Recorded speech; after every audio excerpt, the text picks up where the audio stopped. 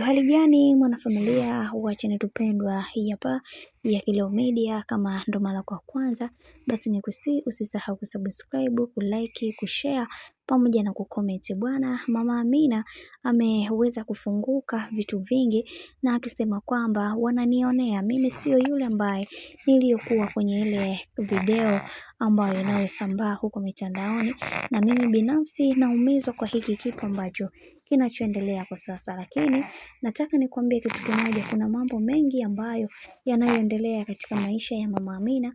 Huenda ikawa kweli kwa ile siku ambayo aliyokuwa anasherehekea miezi 3 yake ya yeye kuweza kufika sehemu alipo.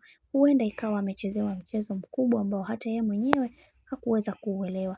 Licha ya mambo yote ambayo yanayoendelea, lakini tumeweza kuona ni namna gani Mama Amina ameweza kupambana kuweza kuhakikisha kila kitu kinakwenda kuwa sawa. Na kizuri alichoweza kukisema ni kwamba mimi binafsi naihofia sana familia yangu.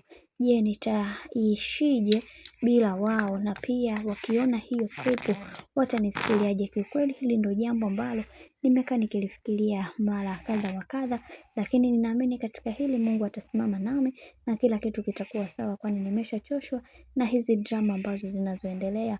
Ifike kipindi niweze kupewa heshima yangu kama mwanamuziki au kama mtoto aliye bora.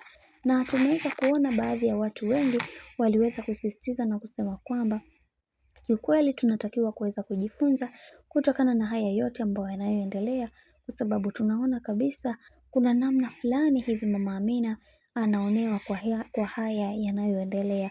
Lakini wacha tuone mwisho wa haya yote itakuwaje, kwa sababu kuna vitu vingi vinatokea katika maisha, hivi hatupaswa kuweza kuhakikisha kila kitu kinakuwa katika misingi na mikakati iliyo bora, ili tuweze kufikia malengo ambayo tuliyoweza kujiwekea. Lakini kwa upande wa Mama Amina, yeye amesisitiza sana kwamba ile video ambayo inayosambaa mitandaoni sio yake. Kiukweli kwa haya yanayoendelea yanamuumiza sana, lakini wacha tuone mwisho wa haya yote itakuwaje, na tunaamini katika hiki ambacho alichoweza kukiongea Mama Amina huenda kikawa cha kweli kabisa. Bwana, mambo ni mengi alafu muda ni mchache kuhusiana na hiki ambacho kinachoendelea. Tunaona watu wanaendelea kumwataki binti huyu, lakini ukweli wote umeshaweza kubainika kwa hiki ambacho kinachotendeka kwa wakati huo. Bwana, mambo ni mengi sana.